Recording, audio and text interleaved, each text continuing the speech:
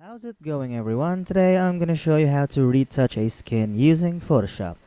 Now this is just super quick and simple, so make sure to follow the steps as I show you. Now let's head on to your Photoshop software on your computer, and next click on open and go to the selected file or the desired image that you want to retouch. So right here, in my case it's right here, and click on open. Now after that, type on Ctrl J to add a layer to the photo, and after typing, what I usually do is I use this tool right here. This is the spot healing brush tool. It removes marks and blemishes on the image itself. So I'm just gonna click on this, and now I'm gonna click on the blemishes right here to remove them piece by piece, or you can just shade the area that you want to remove right here. So it's gonna be like that.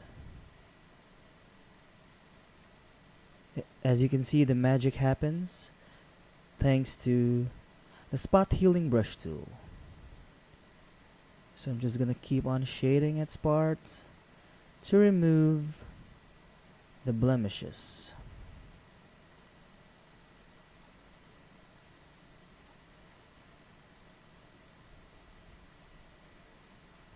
Right here.